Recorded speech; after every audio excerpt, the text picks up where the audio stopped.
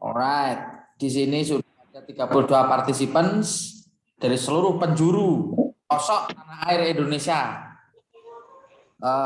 Membanggakan sekali ya kalau melihat list Google Form itu ada yang dari Pontianak, ada yang dari Gorontalo, ada yang dari Gresik, ada yang dari Semarang dan lain sebagainya. Kita bersatu di dalam acara malam ini, diskusi, bertanya-tanya, tidak usah sungkan. Oke, saya mulai saja. Baik, saya akan share screen karena waktu tidak banyak. Punya waktu 1 jam untuk pemaparan dan setengah jam untuk diskusi nanti. Jadi ini saya paparkan cepat saja. Teman-teman kalau mau tulis gitu ya. Kalau mau nanti tanya langsung secara verbal aja. Kalau mau ngechat ya silahkan. Nanti ada link absensi juga untuk yang mau e-certificate, yang mau. Kalau tidak mau apa. Oke, teman-teman, ini adalah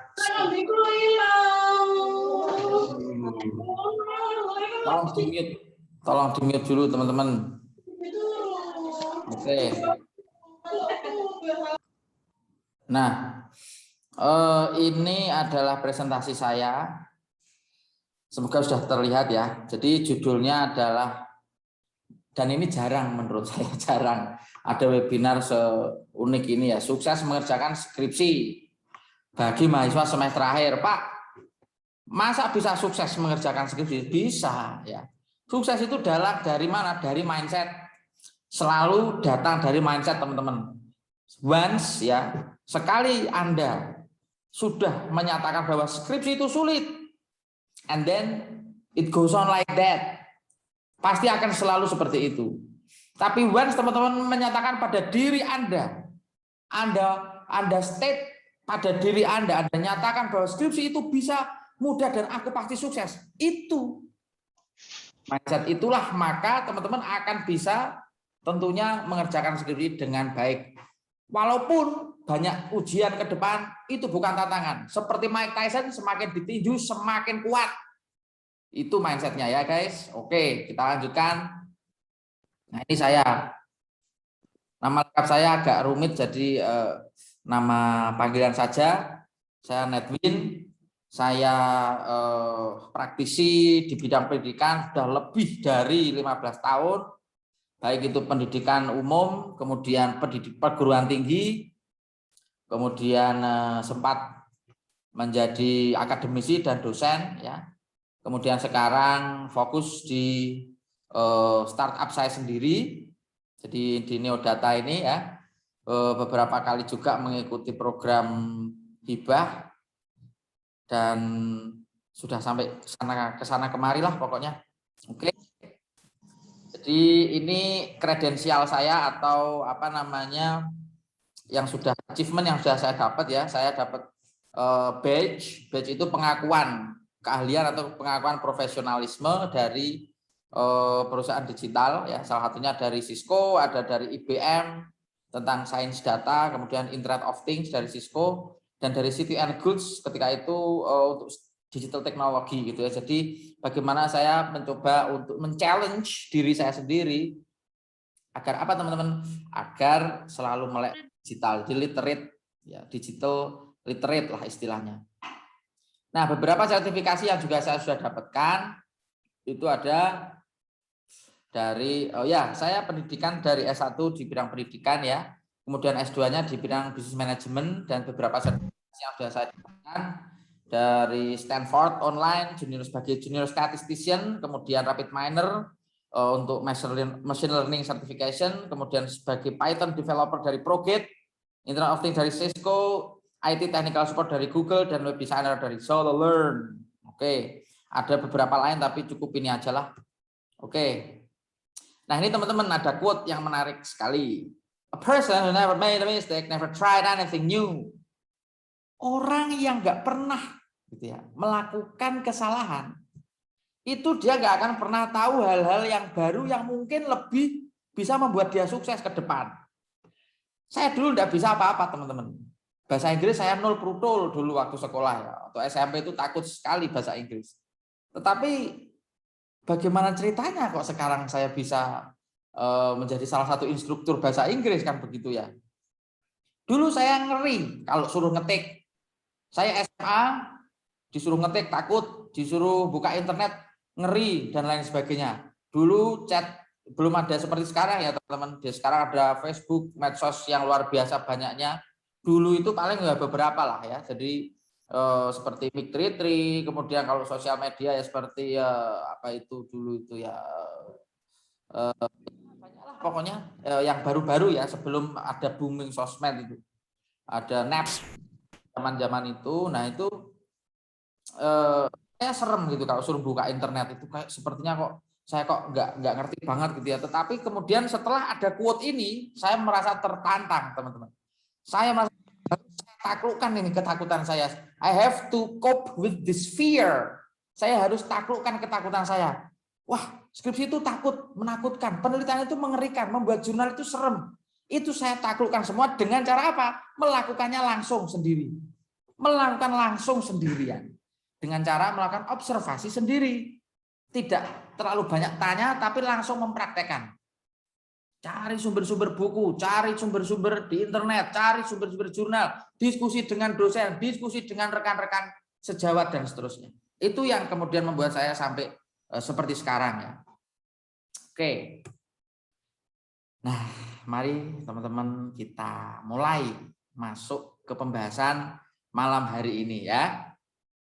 Oke, kita lihat ada berapakah ini partisipan ya.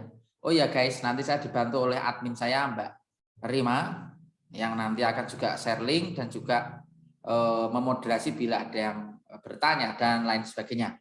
Oke, slide show saya enggak banyak, jadi cuma tulisan sedikit, cuman saya yang akan ngoceh banyak ini nanti. Jadi saya akan sharing diskusi mengenai apa yang biasa gitu ya terjadi dan yang mungkin teman-teman baru di dunia penelitian, sehingga saya kira perlu untuk tahu betul bagaimana memulai, kemudian membuat plan, mengerti betul metodologinya, dan juga faktor-faktor penunjang lain yang bisa mensukseskan penelitian Anda menjadi sebuah skripsi yang luar biasa amazing.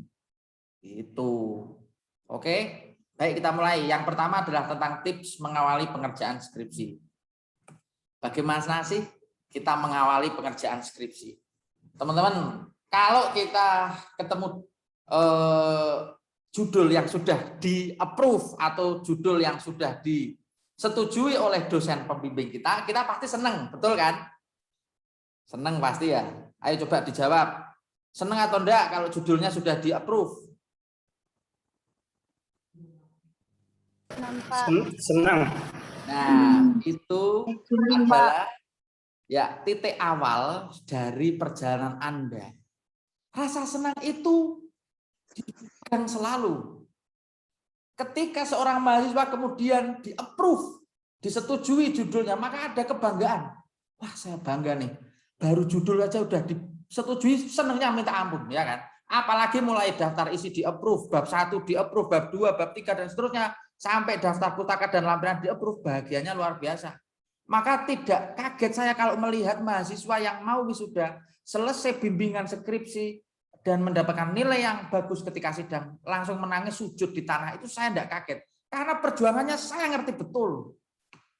Saya ngerti betul perjuangan Anda sebagai mahasiswa yang sedang mengerjakan tugas akhir bernama skripsi yang di dalam kurikulum itu tidak memiliki SKS banyak, itu pasti berat sekali. Saya ngerti. Salah satu permasalahannya adalah, teman-teman ya, ini yang perlu di-note, salah satu permasalahannya adalah bahwa metode pengerjaan skripsi ini tidak memiliki porsi yang banyak di kurikulum kita. Gitu loh.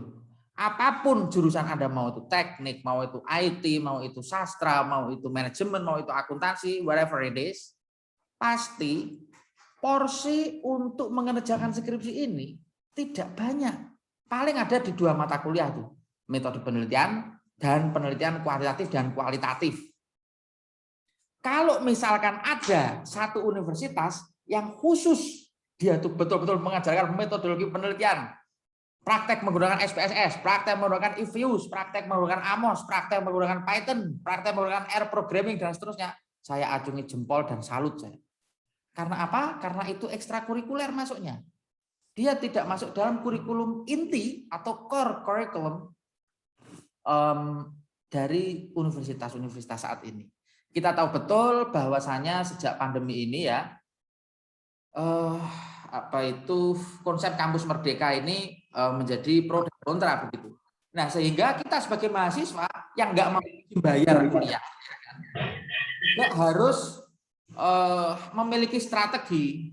Kita harus punya strategi, gitu loh. Kita mau istilahnya perang strategi dengan orang paling pintar di kampus kita, yaitu dosen. Kita harus perang strategi dengan mereka. Apa saja strateginya? Ada 5, teman-teman. Strategi untuk menaklukkan situasi komunikasi dengan dosen ya. Yang pertama, seringlah bilang iya Bu atau iya Pak. Oke, dan katakan itu dengan tulus. Yang kedua, gitu ya. Bila ada komplain dari mereka, dengarkan saja. Komplain itu misalnya begini, loh saya itu nunggu kamu mau bimbingan, lah kamu itu ditunggu kok enggak tahu. Terus mungkin kalian berkilah, wah saya sedang kerja Bu, misalkan ada sambilan kerja di luar nih, bla bla bla. Katakan saja dengan baik dan jujur. Intinya itu, gitu ya. Ada beberapa dosen itu yang mau mengerti, ada yang mungkin karena beda generasi gitu ya. Biasanya generasi X ketemu dengan generasi Z pasti berbeda cara pandang. Sehingga komunikasi terkadang menjadi penghalang begitu teman-teman. Nah, tips yang ketiga adalah selalu tersenyum. Ini tips-tips yang mudah dulu. Selalu tersenyum bila bertemu. Di Zoom juga bilang dengan baik selamat pagi Bapak, selamat pagi Ibu, atau kalau di Upin Ipin selamat pagi Cikgu, selamat sore Cikgu, dan seterusnya.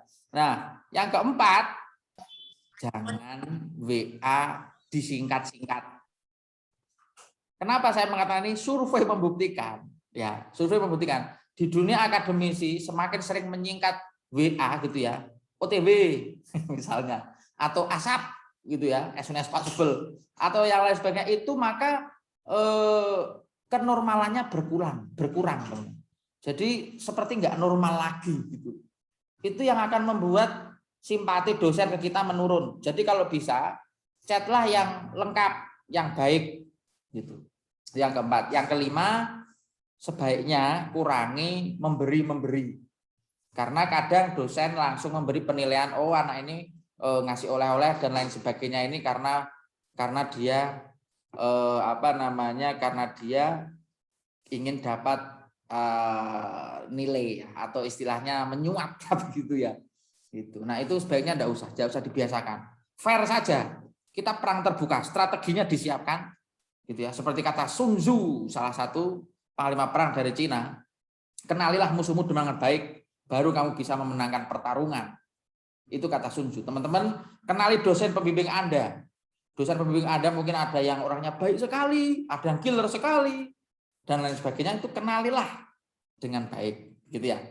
Alright, berikutnya itu mengawali. Nah, selain mengenal dosen, selain mengerti betul kebutuhan akademik, gitu ya. Maka teman-teman yang selanjutnya harus mengerti apa? Kriteria dan requirement. Kriteria dan requirement ini adalah persyaratan akademis. Misalnya satu, harus sudah membayar berapa SKS gitu ya misalnya. Atau yang kedua, harus sudah mengikuti mata kuliah A, B, C, misalnya metode penelitian atau metode penelitian kuantitatif kualitatif, atau misalnya jurnal umum dan lain sebagainya. Atau terus yang berikutnya ini yang paling sering orang lupa, yaitu tata cara penulisan. Dari apa bisa ngerti kita? Dari buku panduan skripsi. Gitu. Setiap universitas pasti punya buku panduan skripsi, mungkin tidak ada. Nah, itu guys, kalian harus pelajari. Kalian harus pelajari, pahami betul kriterianya seperti apa. Ikuti saja dulu. Oh, fontnya dia minta Times New Roman. Ukuran 12 misalnya, rata kiri misalnya, atau rata kanan atau apalah itu, ikuti dulu. Tulis adanya dulu teman-teman. Gitu ya. Saya beritahu. Seorang penulis novel itu dia tidak pernah memplanning ceritanya akan seperti apa di awal. biasanya ide cerita, alur pokok dan seterusnya itu akan muncul di kuartal pertama atau seperempat. Di seperempat waktu dia melakukan penulisan. Sehingga teman-teman tulis saja dulu yang ada di kepala gitu ya, tulis semuanya. Yang ada di kepala tulis dulu, itu yang istilahnya membuat roadmap. Nanti roadmapnya ditulis dulu, kemudian rencana-rencana penelitiannya akan seperti apa ditulis dulu. Nah itu, Pak saya mau copy paste aja deh biar cepet Pak. Wong yo dosen saya kan enggak tahu Pak, penting tulisannya bagus. Nah ada yang berkilah seperti itu. Nah itu berbahaya teman-teman. Itu adalah awal dari ketidakfairan atau unfairness ya. Itu enggak fair itu namanya. Satu itu secara prestis seorang mahasiswa harus betul-betul membuat tulisan yang orisinil. Nah memang teman-teman bisa mengelabui dosen, mungkin bisa. Dia nggak ngerti nih copy paste, tetapi ya ini harus diingat bahwa sekarang itu yang namanya penelitian, entah itu skripsi, entah itu tesis, disertasi, jurnal, whatever it is, pasti harus melewati apa yang namanya plagiarism checker. Nah, tool plagiarism checker ini tidak bisa dikelabui.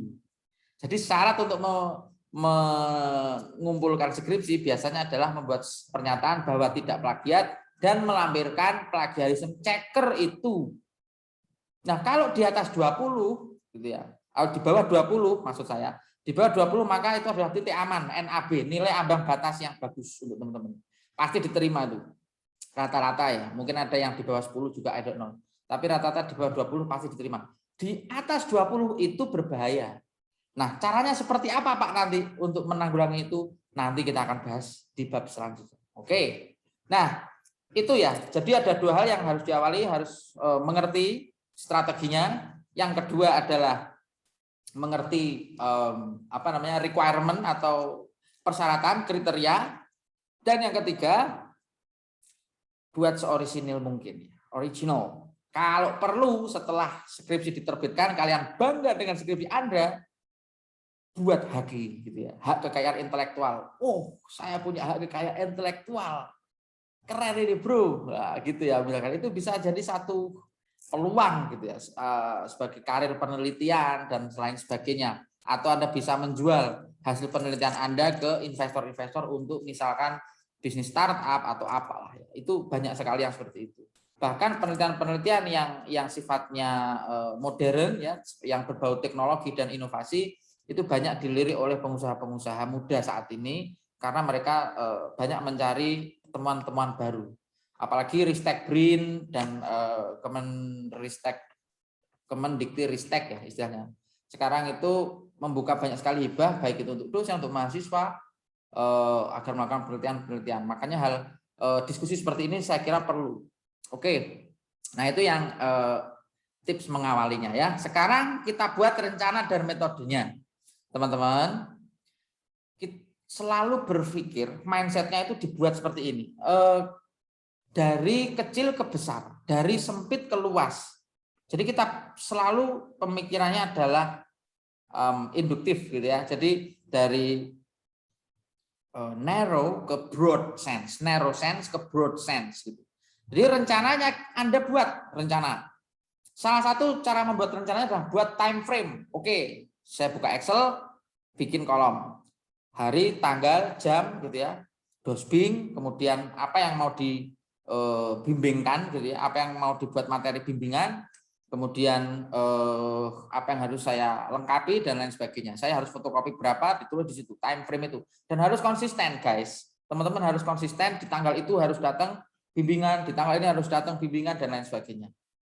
Nah, seperti Bruce Lee ya, die hard gitu ya. Jangan mudah menyerah gitu ya.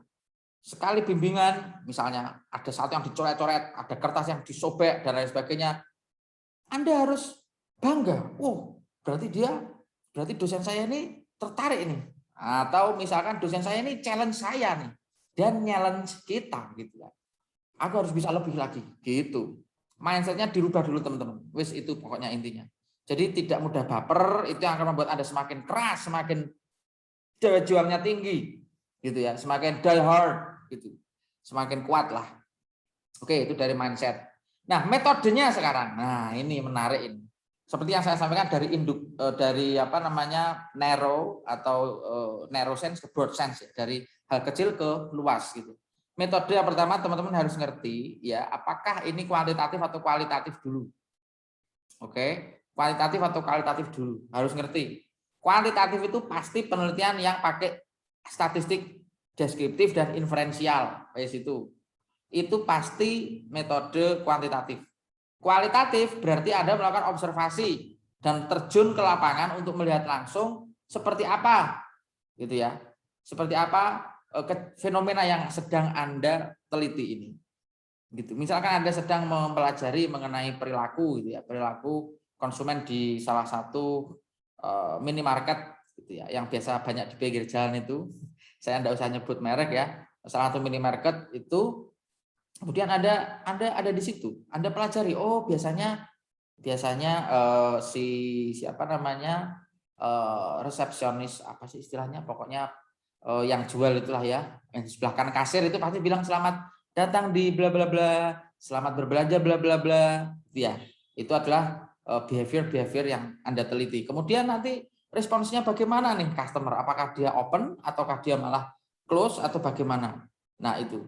Kemudian apakah dia langsung menuju ke tempat belanja dan langsung ke kasir atau lihat-lihat dulu dan lain sebagainya. Nah, itu Anda observasi langsung, melihat perilaku. Sayangnya, bedanya kuantitatif dan kualitatif itu, guys, saya terlalu cepat ya. Oke, saya pelankan ritmenya ya. Oke, jadi kualitatif dan kualitatif itu bedanya sangat kentara sekali, yaitu terletak pada hasil penelitiannya. Hasil penelitiannya adalah deskriptif atau naratif untuk yang kualitatif. Yang kualitatif itu ada narasinya tetapi berdasarkan perhitungan-perhitungan dan analisa statistik. Tuh. Nah, tetapi untuk skop ruang lingkup kuantitatif ini bisa lebih besar. Bisa lebih besar, apalagi di era big data seperti sekarang. Teman-teman mau meneliti mengenai sentimen Twitter, sentimen orang-orang yang nge-tweet di Twitter selama masa pandemi, apakah mereka ini mudah termakan hoax atau bagaimana? Anda bisa melakukan penelitian seperti itu. Bisa menggunakan penelitian sentiment analysis misalnya kalau di machine learning gitu ya. Atau menggunakan uji statistik regresi atau structured equation modeling atau partial least square, ordinary least square dan seterusnya. Atau Anda mau langsung saja menuju kepada satu topik tertentu nih, leadership. Nah, silakan, tidak apa-apa. Misalnya kalau di bidang manajemen atau di bidang kesehatan, melihat pengaruh kesehatan mental gitu ya, melihat pengaruh orang-orang yang divaksin begitu ya, apakah mereka merasa lebih sehat ataukah masih merasa kurang baik-baik saja atau bagaimana, hal-hal seperti itu. Jadi kita melakukan penelitian pun biasanya ada syarat bahwa penelitian ini harus up to date atau modern atau memiliki sisi inovasi, biasanya seperti itu. Dosen itu pasti mengarahkan ke situ. Tidak mungkin misalnya teman-teman mau belajar tentang manajemen gitu ya, mau meneliti tentang manajemen kepemimpinan di sebuah perusahaan, lalu Anda meneliti tentang kepemimpinannya John F. Kennedy gitu ya, puluhan tahun yang lalu gitu ya, itu susah gitu ya. Bagus, tetapi susah untuk memodernkan itu karena penelitian lanjutannya akan sangat banyak sekali. Nah, itu contoh, kita lanjutkan nanti ya untuk metode. Berikutnya faktor penunjang lain. Nah, ini teman-teman, faktor penunjang lain ini maksud saya begini. Ada hal-hal di luar skripsi, di luar ada hal-hal di luar daripada apa itu skripsi atau apa namanya? Sebentar ya. Oh ya, ada hal-hal di luar skripsi atau di luar tata kepenulisan itu yang sebetulnya kita kurang ngerti gitu loh. Nah, apa yang kurang ngerti biasanya adalah di bibliografi atau daftar pustaka. Kita kurang ngerti nih. Oh, penulisannya seperti apa? Oh, ternyata menggunakan APA6 misalkan. Jadi requirement itu harus teman-teman ngerti gitu. Jadi requirement itu harus ngerti. Sehingga apa? Sehingga ketika melakukan pengerjaan penelitian Anda atau skripsi Anda ini betul-betul comply atau apa istilahnya comply itu mematuhi aturan lah gitu. Comply gitu ya. Sesuai, conform, sesuai dengan aturan-aturan baku yang sudah ditetapkan oleh perusahaan oleh kampus Anda. Gitu. Oke. Nah, sampai di sini dulu, silakan kalau ada yang mau bertanya.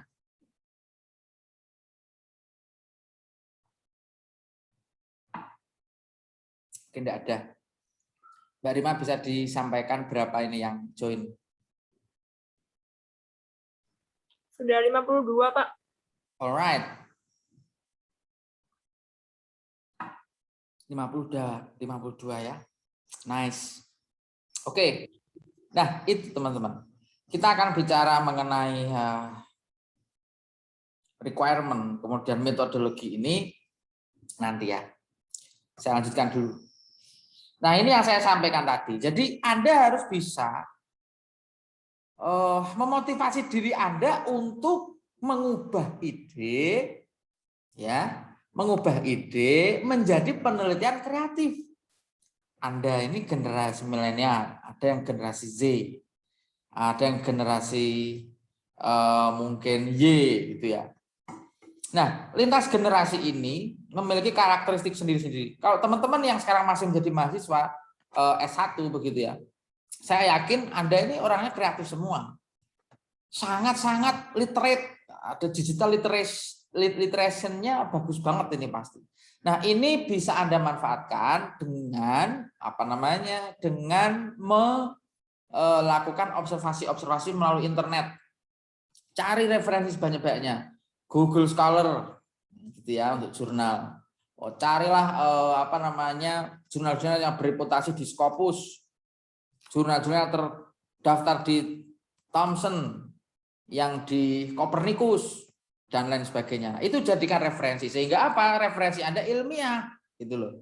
Referensi Anda ini ilmiah, bukan referensi yang tanpa dasar. Sehingga apa? Di bab 2 skripsi itu pasti membahas mengenai teori, mengenai kerangka konseptual, mengenai hipotesis dan seterusnya itu. Sehingga Anda benar-benar mikir arah dan tujuan dari skripsi Anda itu di bab 2 dan bab 3 itu. Bab 1 itu hanya pemaparan mengenai latar belakang dan lain sebagainya biasanya. Cuma di bab 2 ini yang menarik, Anda harus mencari teori, referensi, dan teori itu biasanya ditanyakan dalam bentuk buku oleh dosen Anda. Anda menyampaikan seperti ini, grand design teori, grand teori seperti ini, itu dari teorinya siapa? Misalkan Anda mengatakan mengenai marketing mix gitu ya, ada 4P, kemudian menjadi 6P, itu dari siapa? Misalnya, oh dari Philip Kotler, oh dari Michael Porter gitu ya.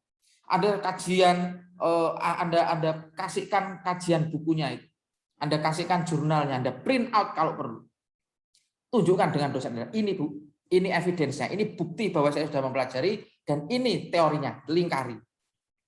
Begitu. Misalkan Anda orang sosial nih, Anda sedang melihat tentang human behavior dengan hal-hal yang surprising seperti pandemi ini. Kemudian Anda mencari teori-teori lama, misalkan dari teorinya Francis Fukuyama, teorinya dari misalkan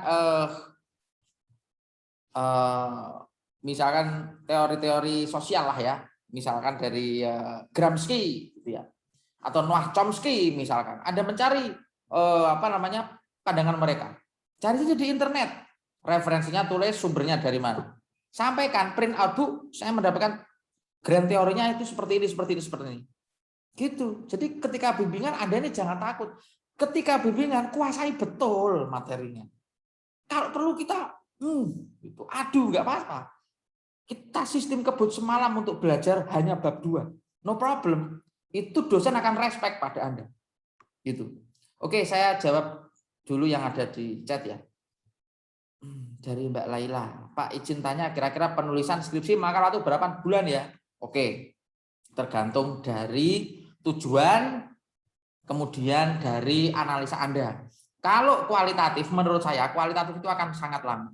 Kualitatif itu bisa berbulan-bulan. Kalau Anda kuantitatif dan Anda sudah mempersiapkan, dan Anda fokus betul, tidak ngerjain hal lain, tapi hanya fokus ke penelitian Anda, bisa 1 minggu. Bisa 3 hari. Benar. Kalau Anda betul-betul fokus ke situ, panjang tahu caranya, gitu ya. Nanti kita akan bahas itu. Oke, Mbak Rosida mau tanya langsung. Silahkan Mbak, di unmute saja. Oke, selamat malam Pak. Selamat Maaf malam. Pak, saya tidak bisa on cam karena jaringan di sini agak kurang bagus. Baik, Maaf ya Pak ya. tidak apa-apa. Pak, saya kan lagi semester akhir, udah selesai kuliah, lagi nyusun skripsi. Rencana akhir bulan ini kami mengadakan sidang skripsi. Hanya kendalanya seperti ini Pak, setelah udah selesai pelatihan, selesai semua, saya ingin melanjutkan untuk di bab 4 dan bab 5-nya,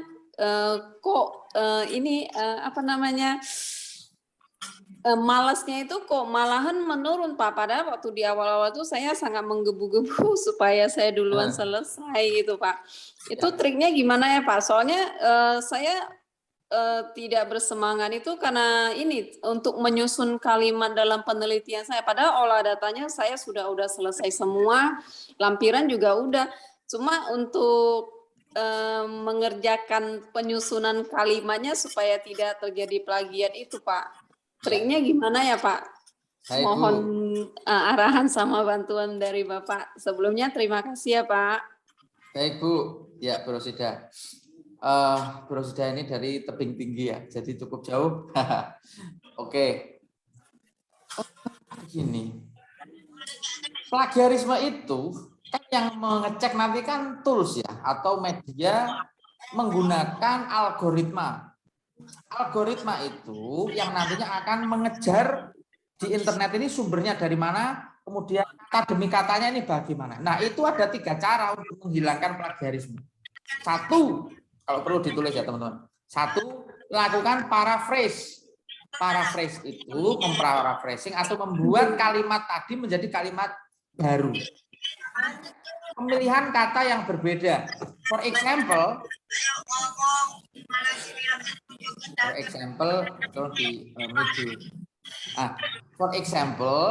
misalkan Anda mau bilang saya khawatir, atau misalkan ini hal yang penting, nah gitu ya. Maka cari sinonimnya. Ini hal yang urgent atau hal yang genting. Cari sinonim kata inti yang ada dalam kalimat itu. Kemudian merubah, misalnya dari aktif menjadi pasif. Misalnya begini. Dalam penelitian ini akan memfokuskan pada gitu ya misalkan. Nah, nanti akan Anda rubah tuh. Fokus pada penelitian ini adalah begitu. Nah, itu adalah metode-metode paraphrasing atau mencari sinonim kata sehingga tidak terkena plagiarisme. Dalam satu kalimat, kalau ada 2 atau 3 kata yang disinonimkan, biasanya akan sudah dianggap tidak plagiat gitu ya. Jadi algoritmanya tools tadi, plagiarism checker, akan membacanya tidak plagiat atau original. Yang kedua, kalau kebetulan Anda, maaf ya Bapak Ibu, teman-teman, mas-mas, mbak-mbak, maaf sekali ini. Misalkan ini terjadi pada Anda, saya juga nggak ngerti. Mungkin kebetulan. Misalkan ada dari teman-teman yang di sini yang kebetulan itu kopas gitu ya. Misalnya di bagian latar belakang nih, misalnya mohon maaf, karena latar belakang itu kan memang kita nggak bisa langsung terjun langsung, membutuhkan penelitian bertahun-tahun ya sebenarnya latar belakang itu. Jadi kita harus ngerti background study kita, kemudian fenomena apa yang menunjang dan lain sebagainya. Kebetulan Anda kopas nih, ya kan? Kalau Anda skripsinya bahasa Indonesia, lalu Anda nih kopas bahasa Indonesia, ya jelas itu plagiarisme, kena itu pasti. Kalau Anda tidak memparaphrase ya. Nah, alternatif lain kalau Anda tidak mau paraphrase, ini saya kasih alternatif. Saya kasih alternatif. Tapi nanti bisa langsung dicoba saja. Untuk menghindari itu adalah mencari artikel atau jurnal berbahasa Inggris. Gitu. Cari artikel yang berbahasa Inggris. Nah, background study-nya tadi diterjemahkan ke Indonesia menggunakan kata-kata Anda sendiri. Gitu. Berarti saya Pak yang harus translate ya? Enggak. Ya kan translator kan banyak ya sekarang. Jangan pakai Google Translate ya. Saya wanti-wanti, pokoknya jangan pakai Google Translate. Karena apa? Ya kalau cuma 1-2 kata boleh, kalau 1 paragraf pasti itu tidak akurat. Karena Google Translate itu tidak ngerti semiotika, gitu loh. Semiotika ini apa teman-teman? Semiotika adalah mengubah konteks dari satu negara atau satu budaya ke budaya lain. Google Translate tidak ngerti. Saya tahu banget algoritma, saya ngerti machine learning, sehingga cara kerja mereka saya paham lah ya. cara kerjanya algoritma Google Translate itu seperti apa.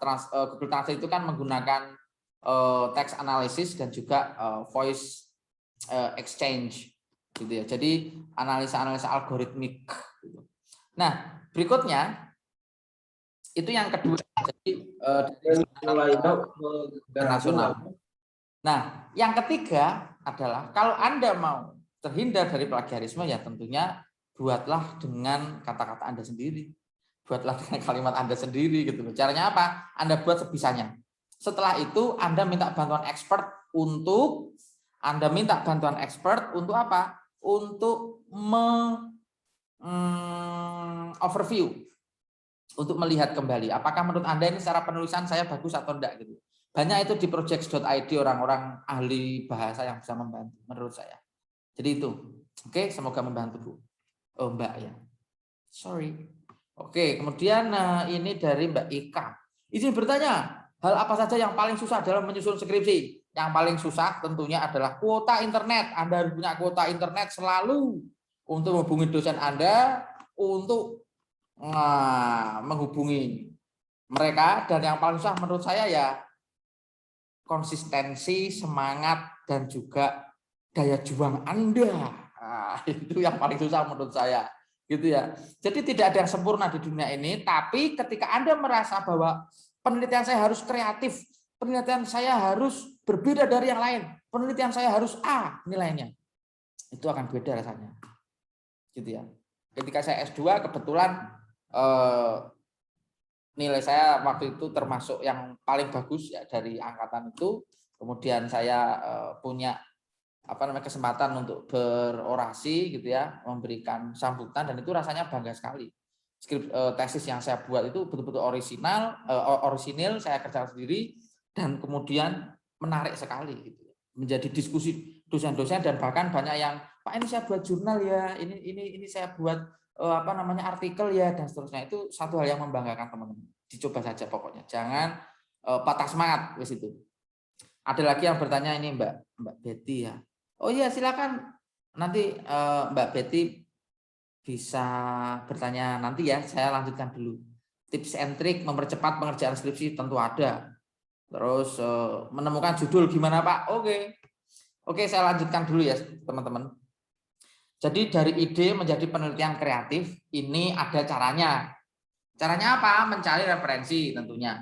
Kalau Anda suka bidang musik, wah saya senang dengerin musik, enggak masalah. Anda kuliah misalnya di bidang apa nih? Kesehatan gitu.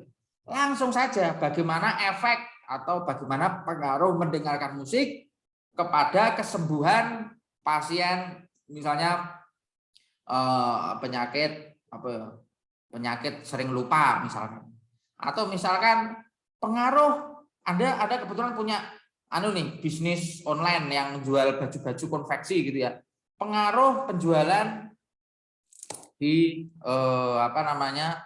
via Instagram misalkan atau via sosial media terhadap profit.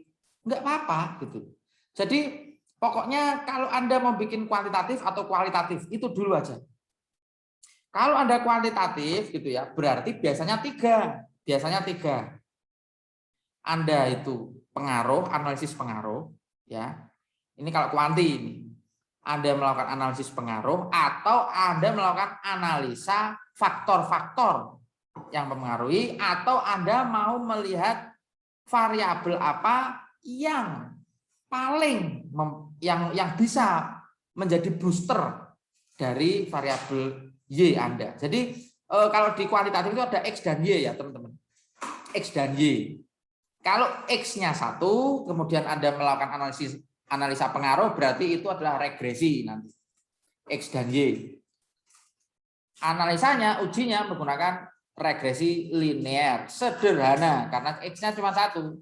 Y-nya atau targetnya ini juga cuma 1. Nah, misalkan Anda lebih dari 1 X-nya atau variabel prediktornya ke variabel targetnya ini, atau variabel yang mempengaruhi dan dipengaruhi ini X-nya ada 3 misalkan, berarti Anda regresi linear berganda, kan begitu ya. Nah, kemudian misalkan Anda mau menggunakan analisis faktor gitu, bisa. Analisis jalur, path analisis silahkan. Analisis apapun itu pasti bisa dan akan dibantu oleh para analis data atau jasa olah data yang ada di warnet itu biasanya, atau ada di beberapa kampus itu pasti ada lah jasa olah data. Anda minta tolong aja itu untuk olah data, kan begitu. Karena saya memahami betul untuk mengolah data itu tidak banyak SKS yang disediakan di kampus gitu ya. Nah, jadi Anda cukup fokus ke bab 1, 2, 3 dulu. Bab 1, 2, 3 selesai, baru nanti olah data. Mungkin kalau Anda mau belajar silahkan, belajar sendiri tidak apa-apa. Mau langsung ke olah data juga silahkan, tidak masalah. It's not a crime gitu. Dan itu legal gitu loh, nggak masalah. Yang penting Anda tahu cara membacanya, Anda tahu menginterpretasikan angka-angka yang ada di situ, gitu teman-teman. R-square itu maksudnya apa kalau dalam regresi? Homoskedastisitas itu apa? Heteroskedastisitas itu apa? Gitu ya. Normalitas itu seperti apa? Validitas, reliabilitas, uji T, uji F itu seperti apa kalau dalam regresi misalnya begitu. Dan lain sebagainya. Nah, itu ya. Jadi Anda harus bisa mengubah ide menjadi penelitian kreatif, atau ide kreatif menjadi sebuah penelitian yang bombastis gitu. Tapi tidak harus bombastis banget, maksudnya menarik, intinya begitu. Sehingga dosen ketika membimbing Anda itu pasti akan selalu siap sedia gitu ya. Nah, untuk membuat judul saya kira seperti itu. Jadi biasanya kalau kuantitatif itu analisis pengaruh biasanya, atau prediksi gitu ya. Kalau prediksi menggunakan machine learning bisa nggak apa-apa, atau Anda orang akuntansi mau melakukan analisis terhadap jurnal keuangan dari suatu perusahaan yang sudah terbuka ya, TBK gitu. Jadi ada di bursa saham. Atau Anda mau melakukan compare gitu ya. Boleh, nggak apa-apa. Saya kasih contoh sebuah cerita yang inspiratif ya. Albert Einstein itu ketika dia mengajukan skripsinya atau jurnalnya dia, itu ditanyai oleh profesornya waktu itu. Ditanyai, loh, Einstein, ini maksud kamu apa? Jurnal penelitian kamu ini kok ini ya, penelitian kamu ini kok tidak ada referensinya, daftar pustakanya. Padahal yang namanya jurnal itu harus ada daftar pustakanya. Profesornya bilang gitu. Nah, si dosennya Einstein ini kemudian membela Einstein dengan mengatakan hal ini. Pak, ini Albert Einstein ini melakukan penelitian yang belum pernah ditanyakan oleh siapapun, sehingga belum ada referensi. Ini yang pertama kalinya Einstein. Jadi seperti itu, luar biasa. Itu sangat inspirasional, dan ternyata apa yang kita rasakan sekarang itu semuanya berasal dari penelitian. Nah, begitu. Ya, ini Mas Rizky bertanya, Pak, kalau skripsinya R&D berarti menggunakan pendekatan kuali atau kuanti ya Pak? Kuanti. Karena saya masih bingung terakhir pengembangan. Lalu apakah ada bahasa yang rekomendasi selain Google Translate? Terima kasih sebelumnya Pak. Gini ya, kita mindsetnya itu jangan tergantung. Kita mindsetnya jangan tergantung dengan media yang kita depend ke mereka. No. Itu hanya alat bantu. Tetap nanti alternatif kita. Gitu. Google Translate itu saya maksudkan kenapa enggak pakai Google Translate, karena kalian harus menggunakan jasa penerjemah manusia itu ya. SMA. Halo. Sing nang klub ya mbek arek iki. SMA. Iki sapa sing ngomong iki di mute. Mau delok maklik iki. Juru pada di Mas Jihan ya. Coba di mute dulu. Mantanmu. Rima, tolong di mute kan Rim. Yo tak itu gede ya di sini cedek. Wah, di bawah standar. Tolong di mute dulu semua Rim, terus saya yang enggak di. Iya. Anakmu bisa isi juga ya kayak awakmu ya. Enggak, aku tahu di fotonya dia itu story. Halo. IG. Sudah, yo kui. Bayu. Sebentar ya teman-teman saya. Iya. Dia sering bilang kan. Guys, kayak canggih weh. Jihan, halo, Apa halo tiba? Mas. Tolong di mute dulu Mas. Yang apa namanya? Di unmute nanti waktu bertanya saja ya. Oke, maaf teman-teman. Saya lanjutkan. Nah, jadi saya sedang menjelaskan tentang kenapa kok jangan Google Translate. Kalau mau satu kata, dua kata silahkan. Tapi kalau satu kalimat itu hasilnya tidak akurat. Jadi jangan tools. Pakai translator itu. Banyak sekali kan orang-orang di luar sana yang bisa membantu Anda untuk menerjemahkan. Bayar 100.000 misalnya untuk satu artikel. Atau misalkan apalah. Effort Anda harus lebih lagi. You cannot depend on tools. That's what I'm talking. Terus ini ada pertanyaan lagi. Pak, menentukan variabel untuk kasus rancangan percobaan, Pak. Ini dalam case apa dulu? Case dari rancangan percobaan ini maksudnya penelitian eksperimental atau apa? Gitu ya. Jadi kalau eksperimental berarti Anda melihat dari ruang lingkup penelitian Anda. Variabelnya itu adalah X dan Y kan. Intinya kalau X itu adalah yang mempengaruhi, misalkan. Kalau regresi, kita bicara regresi ya ini. Yang mempengaruhi, yang dipengaruhi itu Y. Nah sehingga apa? X ini mempengaruhi Y enggak? Cara membuktikannya adalah dengan penelitian. Itu. Gitu. Nah X dan Y ini, X ini mempengaruhi Y enggak? Gitu ya. Jadi yang X ini yang independent, Y ini yang dependent variable. Gitu. Oke. Nanti tolong di spesifik lagi Mas tanyanya. Terus ada lagi izin tanya Pak, saya sudah berulang kali mengusulkan skripsi tapi ditolak. Bagaimana caranya agar usulan saya langsung keterima? Ya itu tadi yang pertama saya katakan, murah senyum, sopan gitu ya. Nah, yang ditolak itu apanya? Judulnya, babnya, atau apanya itu harus spesifik. Gitu ya, nggak masalah, kita ini diskusi terbuka, nggak saling kenal, saya juga nggak kenal Anda nggak kenal saya, Anda nggak kenal teman Anda yang juga ikut malam ini kan, dari seluruh Indonesia ini saya kira. Nah, jadi Anda ketika mengajukan bab gitu ya, Anda ketika mengajukan bab ketika bimbingan itu harus betul-betul sudah menguasai apa yang ingin Anda propose, apa yang ingin Anda ajukan harus dikuasai dulu. Setelah Anda print narasi itu, Anda baca saja sebelum tidur gitu ya. Anda baca, Anda pelajari gitu ya. Misalnya bab 3. Bab 3 gitu ya. Bab 3 itu misalkan apa namanya tentang metodologi. Anda pelajari dulu misalnya, oh, sampling gitu ya. Dari populasi itu jumlah berapa, saya ambil sampling pakai apa? Pakai apa? Misalnya purposive sampling atau snowball sampling, random sampling atau apalah itu. Anda bisa pakai itu. Anda pelajari itu, cari referensi, baca. Kalau perlu di print out yang dari internet itu.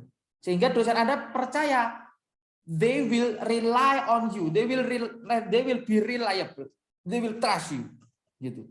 Ketika mereka sudah percaya pada Anda mampu, itu kuncinya.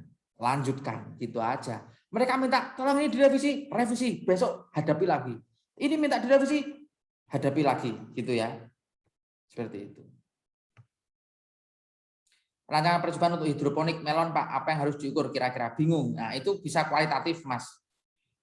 Kalau hidroponik itu kan terkait pertanian, budidaya apa gitu ya. Misalnya budidaya bonsai, misalnya apa yang lainnya. Nah, itu apa namanya?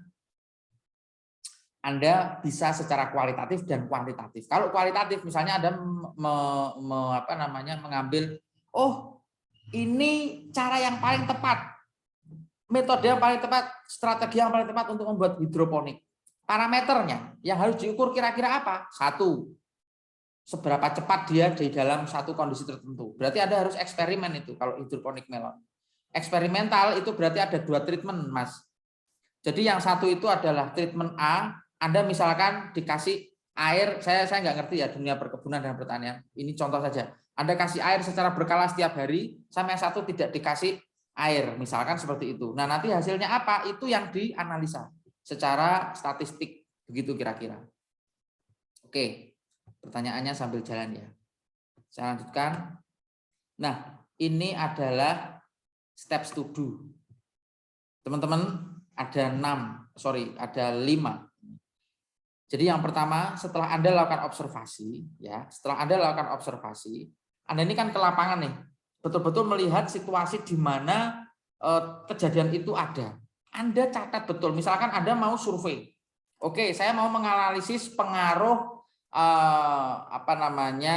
pengaruh mendengarkan musik terhadap kinerja di kantor, di sebuah bank misalkan, ya, atau di pabrik lah, mendengarkan musik di pabrik menggunakan regresi linear sederhana karena X-nya itu adalah tadi mendengarkan musik itu X, Y-nya adalah terhadap kinerja, gitu ya. Nah, observasinya adalah Anda lihat langsung di lapangan, itu yang pertama. 2, Anda interview, Anda diskusi dengan manajer atau misalnya dengan supervisor atau dengan senior supervisor atau dengan siapapun yang ada di situ yang punya jabatan dan posisi ya, sehingga valid begitu. Yang ketiga, survei. Survei ini bisa melalui kuesioner. Kuesioner ini nanti akan terdiri dari 2 hal. Yang satu adalah variabel apa dengan indikator apa saja, kemudian subindikatornya. Indikator bisa dicari di mana? Cari aja di internet. Misalkan Anda mengatakan tentang pemasaran. Indikator pemasaran apa saja? Tulis di internet, ketik aja indikator pemasaran apa saja. Oh, berarti ada pengiriman, ada produksi, ada apa-apa, ada branding, ada pencitraan, ada promotion, dan lain sebagainya. Tulis itu. Nah, dari indikator itu Anda membuat pertanyaan subindikatornya. Misalnya indikator promosi. Anda tanya ke customer misalkan, atau ke customer lah ya misalnya. Apakah promosinya efektif selama ini melalui TV, gitu ya misalnya. Atau kalau dalam konteks tadi musik dan kinerja ya, Anda tanya ada indikator misalkan, apakah Anda merasa nyaman mendengarkan musik, gitu ya. Kemudian apakah Anda dengan kenyamanan itu lebih produktif dan lebih performance kinerjanya bagus, nah begitu. Nah itu yang kemudian Anda ukur menggunakan skala Likert namanya. Skala Likert itu ada 5, 1, 2, 3, 4, 5. 1 itu setuju, 1 itu tidak setuju, 2 itu kurang setuju, 3 itu setuju, 4 itu sangat setuju, 5 itu sangat amat setuju, ya, misalnya gitu. Pokoknya skala Likert lah 1 sampai 5 itu. Nah, dari 5 itu kemudian nanti akan dianalisis teman-teman secara observatif ini. Akan dianalisis menggunakan olah data. Apakah data yang tersebar itu normal atau tidak menggunakan uji normalitas? Apakah data ini valid atau tidak menggunakan uji validitas? Apakah data ini homogen atau enggak menggunakan uji homoskedastisitas? Apakah data ini heterogen atau tidak menggunakan uji heteroskedastisitas? Kemudian baru Anda melihat konteks hubungannya, sebab akibat atau kausal. Misalkan Anda menggunakan regresi linear sederhana, maka Anda akan menggunakan R² sebagai parameternya. Apakah dia berkorelasi secara kuat atau enggak, positif, signifikan atau enggak, ataukah dia negatif korelasinya. Dilihat dari situ menggunakan teknik Pearson misalkan, atau menggunakan kappa, statistik gitu ya. Setelah itu hasil regresinya keluar, Anda harus uji hipotesis Anda. Anda punya hipotesis. Oh, saya punya hipotesis nih Pak. Hipotesis saya adalah bahwa bahwa musik ini memang berpengaruh terhadap kinerja. Semakin baik kinerjanya, Anda punya opini itu namanya tesis, hipotesis gitu ya. Hipotesis nanti akan menjadi tesis atau menjadi hasil akhir penelitian. Nah, tesis ini yang di tahun-tahun berikutnya nanti akan di-challenge dengan antitesis namanya, atau penelitian lain dari penelitian lain untuk menghasilkan sintesis gitu ya. Jadi hipotesis, tesis, ketemu antitesis menjadi sintesis. Nah, ini berat ini. Ini omongan berat ya, tetapi intinya seperti itu. Hakikat penelitian itu seperti itu. Sintesis inilah yang biasanya akan berguna bagi umat manusia ya, guys. Misalnya AI atau kecerdasan buatan itu juga hasil sintesis itu. Dari komputer ketemu dengan matematika ya, menjadi bahasa pemrograman komputer ketemu dengan matematika menjadi artificial intelligence sekarang. Ada robot, ada mobil Tesla, ada mobil Waymo itu yang bergerak sendiri dan seterusnya. Ada juga misalnya industri 4.0 itu adalah sintesis dari revolusi industri dulu bertemu dengan modernisasi yang ada di eranya 80-an lah ya. Jadi dulu itu sudah sering sekali dibahas menjadi industri 4.0 yang sekarang. Itu yang disebut sintesis. Sintesis itu adalah tesis atau ketemu antitesis atau tesis-tesis lain yang kemudian menjadi sintesis yang berguna bagi umat manusia begitu. Nah, sebenarnya Anda sebagai peneliti itu sangat besar kontribusinya terhadap pengembangan umat manusia kalau Anda bisa capai itu ya. Tetapi karena Anda lebih terfokus pada teknik dan takut karena setiap kertas bab Anda dicoret, itu yang kemudian menurunkan semangat biasanya. Nah, ini hati-hati teman-teman. Tetap harus konsisten secara semangat dan konsisten secara kepenulisan begitu. Oke, setelah observasi Anda lakukan, biasanya korelasi ketemu, baru Anda uji secara parsial ya menggunakan uji T. Setelah uji T selesai, Anda uji secara simultan menggunakan uji F gitu ya. Oke, nah itu observasi dan desain ya. Desain itu ya kerangka konseptual biasanya ada di bab 2 atau bab 3. Kerangka konseptual Anda seperti apa? Kalau variabelnya X dan Y berarti ya seperti tadi aja, yang sebelah kiri itu X, sebelah kanan Y, kemudian dikasih garis lurus dan garis titik-titik. Garis lurus itu yang simultan atau yang secara bersama-sama ya. Kalau X-nya lebih dari 1 atau kalau cuma 1 ya sudah berarti hubungan linear ya, yang ditaruh di kerangka konseptual itu gitu. Nah, desainnya seperti itu. Nah, outputnya adalah hasil olah data tadi teman-teman. Hasil olah data Anda interpretasikan, setelah diinterpretasikan kemudian Anda presentasikan gitu ya. Setelah dipresentasikan baru kemudian Anda finalisasi. Finalisasinya adalah melalui sidang tadi teman-teman. Melalui sidang tadi ya. Ketika sidang Anda itu bagus, presentasi Anda sangat terlihat menguasai, saya yakin nilai Anda A+. Wes itu. Sebenarnya skripsi itu adalah media untuk mengukur seberapa menguasai Anda terhadap materi ini. Seberapa kuat Anda menghadapi para reviewer di depan Anda dari materi yang Anda buat. Semakin Anda menguasai, semakin original skripsi Anda, dan itu poin penting itu. Pasti A+. Oke. Jadi 4 hal inilah teman-teman yang harus Anda lihat. 4 hal inilah yang harus Anda lihat. Rasio aspek yang dianalisa. Jadi yang paling yang paling kecil itu sebenarnya adalah teknik atau proses bimbingannya ini. Sebenarnya ini porsinya sangat kecil. Jadi dosen hanya melihat, oh bimbingan ini pokoknya kamu datang ke saya bimbing kamu selesai. Gitu tok. Saya tidak ada apa-apa lagi. Dosen bisa melakukan aktivitasnya, kamu sebagai mahasiswa melakukan aktivitasnya. Jadi sangat kecil ini sebenarnya. Jadi jangan takut kalau ketemu dosen. Itu porsinya sangat kecil. Yang harus dilihat adalah yang paling gede dulu. Konten. Konten dari penelitian Anda ini paling gede, men. Paling gede ini. Baru yang kedua ini tata kepenulisan. Tata kepenulisan ini yang porsi kedua. Jadi saya di awal tadi bilang harus sesuai dengan requirement, sesuai dengan kriteria-kriteria buku panduan Anda. Menggunakan format tulisan apa, size-nya berapa, dan seterusnya. Dan yang terakhir baru plagiarisme ini. Dia di tengah ya. Seperti yang saya sampaikan, dosen itu bisa Anda kelabui, tapi kalau plagiarism checker tidak bisa. Pasti kena. Plagiarism checker itu serem ya. Jadi dia tidak bisa dibohongi. Pak, kalau saya sudah kena plagiarism checker 50 misalnya, dan syaratnya harus 20, gimana Pak? Anda lihat yang di merah-merah itu apa? Anda ubah langsung paraphrase, gitu aja. Paraphrase. Loh Pak, kalau teori, kemudian kita ambil kutipan dari internet, itu kan bukan plagiarisme, Kak. Bukan plagiarisme, Pak. Itu kan memang omongan yang disampaikan oleh si ahli itu. Betul. Makanya biasanya yang kena itu bab 2, teman-teman, untuk plagiarisme itu. Biasanya yang kena bab 2. Itu karena teorinya Michael Porter atau Steve Jobs dulu ya seperti itu. Gitu loh. Steve Jobs dulu bilang gitu ya, sampai sekarang teorinya akan sama, dan itu ada di artikel internet manapun kan. Untuk mengubahnya, ubahlah dia ya menjadi kata-kata tidak langsung. Itu. Biasanya kan dia mengatakan pemasaran adalah hal yang paling penting gitu ya, misalnya di dalam bisnis, misalnya dia bilang gitu.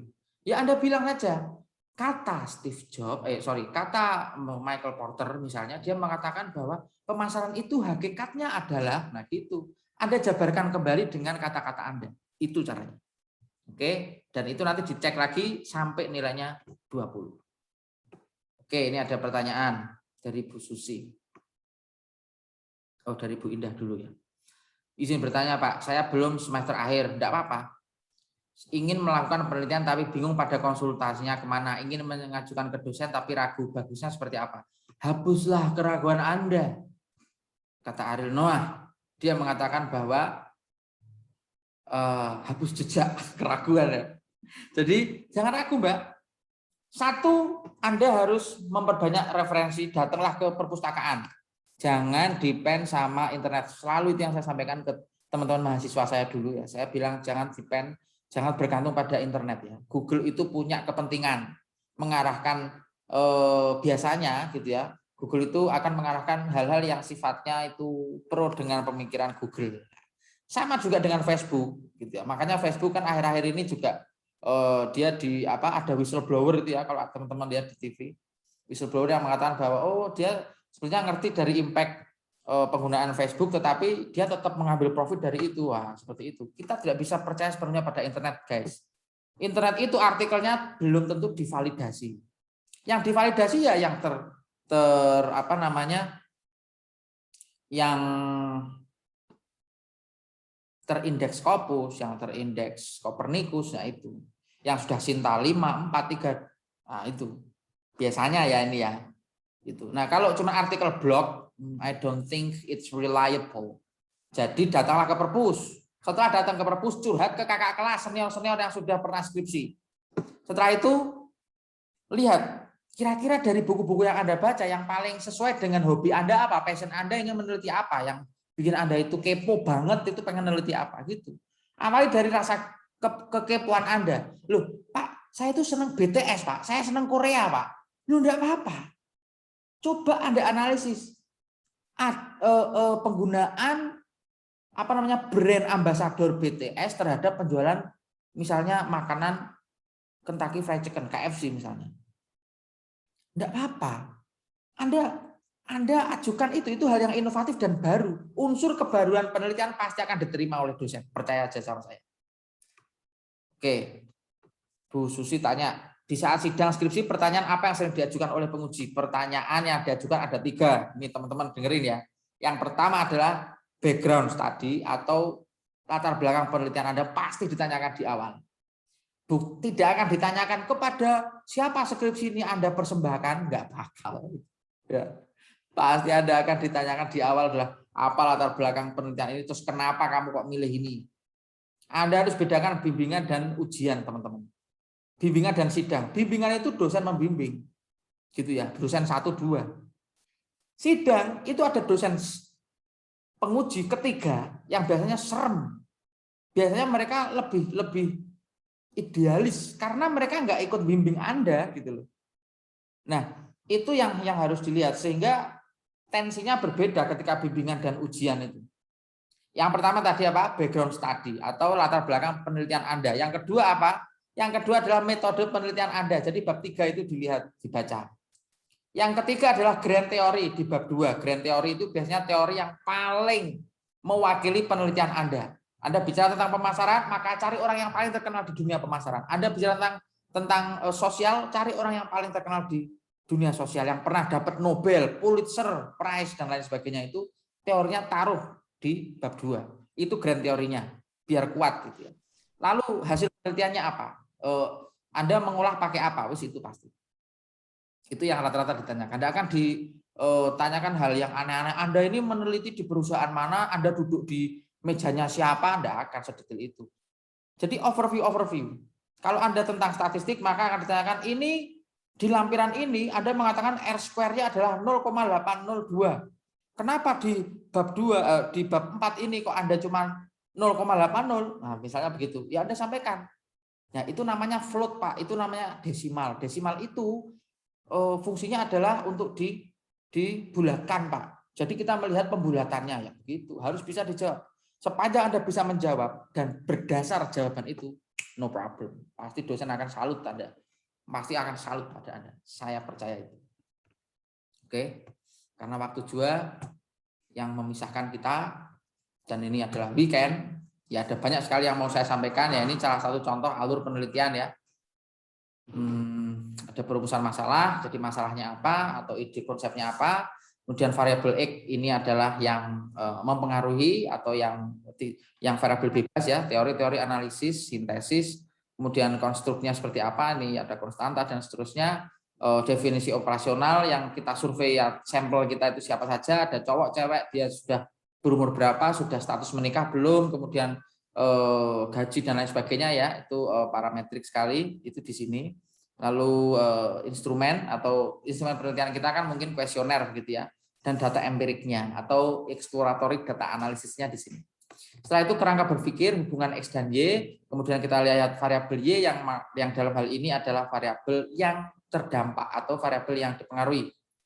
Teori kemudian analisis sama seperti yang X, sintesisnya atau dari ini semua sebagai grand teori, konstruk, kemudian definisi operasional sama saja, kemudian menjadi hubungan ya. Kemudian hipotesis hubungan X dan Y-nya, lalu menjadi tesis atau hasil akhir dari penelitian Anda. Oke, itu pemaparan dari saya. Saya sudah cukup lapar karena cukup banyak yang saya sampaikan, teman-teman. Saya dari Neodata, bila ingin ya teman-teman mau konsul mengenai olah data, mengenai Pak bisa enggak Pak olah data pakai Excel? Bisa ya. Olah data pakai Excel itu bisa. Ini saya kasih contoh ya. Enggak harus pakai SPSS, enggak harus pakai apa namanya? Enggak harus pakai Amos gitu ya. Bisa pakai Excel. Ini saya kasih contoh deh. Bentar saya lihatkan ya.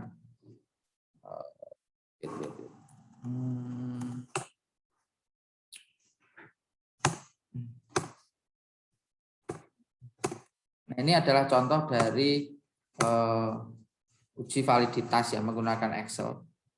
Coba ini saya share screen dulu.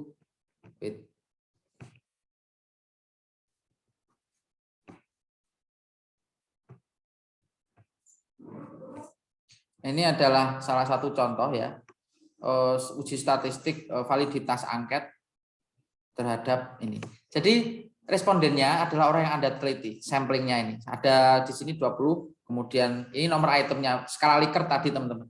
Skala Likert kita masukkan ini questionnya atau pertanyaan nomor 1, item 1, item 2, dan seterusnya. Misalnya kita mau ubah nih menjadi 4 gitu. Dia skala 4, jadi setuju. Yang di bawah ini akan berubah. Jadi ini ngerumus ini. Dan rumus-rumus ini Anda betul-betul harus ketahui betul. Nah, ini yang valid dan tidak validnya nanti menggunakan conditional if ya. Oke, seperti itu. Ini biasanya ada di bab 3 asumsi klasik ya, sebelum regresi. Oke, itu contohnya. Nanti bisa hubungi chat DM via Instagram misalnya kalau ada yang mau, Pak aku Mbok Dewangi, saya dibantu Pak untuk normalitas atau ini seperti apa analisis data pakai Python Pak misalnya atau pakai SPSS atau pakai Excel apapun ya, kita siap bantu. Nanti kalau mau chat via Mbak Rima juga bisa, mungkin Mbak Rima untuk adminnya Neodata ini nanti tidak apa-apa ya Mbak Rima ya, nanti bisa chat di bawah itu nomornya kalau ada yang mau tanya-tanya. Oke. Ya, Di chat itu ada pertanyaan dari terima kasih Bapak atas jawabannya. Oke. Pak izin tanya lagi, semester 7 teknik informatika, judul skripsi pengen tema pengamanan jaringan cyber security ya. Tapi saya belum bisa fokus buat nulis, baru baca, pusing juga. Terus dosen suruh install Kali Linux. Oh ya, Kali Linux. Anda ini mau pen test ya, mau penetration test ya ini. Terus saya bingung Pak untuk yang metodologi, dan metodologinya saya sudah berkeluarga, anak 1 kerja pula. Ya harus bersyukur sudah berkeluarga, ya toh. Nah, oh ya itu absennya ya guys. Ya untuk yang teknik informatika tadi tentang Kali Linux berarti Anda itu kualitatif.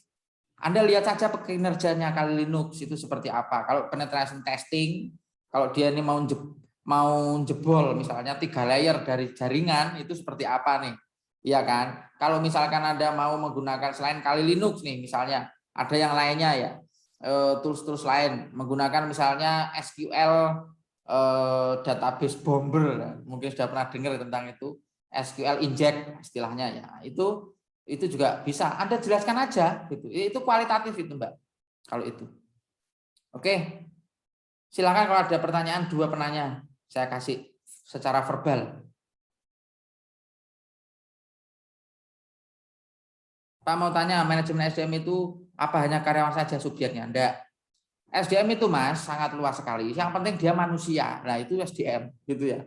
Jadi bisa dalam lingkup RT RW, bisa dalam lingkup perusahaan, bisa dalam lingkup organisasi, LSM dan lain sebagainya. Objek itu adalah tempat dia ada, subjek adalah orangnya. Pak izin bertanya, untuk instrumen penelitian perlu divalidasi. SDM sekali lagi Mas bukan untuk karyawan saja ya, bisa manajernya, bisa leadernya, bisa leader MLM juga bisa diteliti, tidak apa-apa. Terus itu Mbak Nurul, Pak izin bertanya, untuk instrumen penelitian, pedoman wawancara atau kuesioner perlu divalidasi tidak? Ayo perlu lah, tadi yang saya sampaikan itu adalah validitas kuesioner atau instrumen penelitian itu di awal menggunakan skala Likert tadi yang saya sampaikan ya, setuju atau tidak setuju, itu apakah Anda setuju dengan kebijakan seperti ini gitu. Yes, alright ya. Kalau sudah tidak ada yang bertanya lagi, sekarang saya yang bertanya. Ya teman-teman, semoga nggak bosan ya, karena saya banyak diskusinya, banyak ngomongnya. Minta maaf bila ada kekurangan, bila saya minta izin untuk ambil foto untuk kenang-kenangan nanti di post IG-nya Neodata. Yang berkenan saja, ya. Yang nggak berkenan ya nggak apa-apa, nggak usah foto. Yang berkenan mohon bisa menurunkan kameranya. Mbak Rima tolong difotokan ya di SS. Saya mau bergaya. Silakan. Maaf Pak, kameranya lagi rusak, tidak bisa buka ya. Ya nggak apa-apa, bisa mengerti. Yes, tetap siap juga ya Mas. Oke, ayo Mbak Rima, saya hitung ya. Siap. 1, 2, masih belum 3. 1, 2, 3. Iya, waduh, di foto kok ganteng semua dan cantik semua ya. Oke, Mbak Rima, terima kasih. Teman-teman yang sudah hadir juga terima kasih. Kalau sudah mengisi link nanti akan dikirimkan sertifikatnya segera melalui email. Sehat selalu, sukses selalu, semangat selalu. Bye-bye. Terima kasih Pak ilmunya. Ya. Terima kasih Pak. Terima kasih. Terima kasih Pak. Terima kasih banyak Pak. Ya.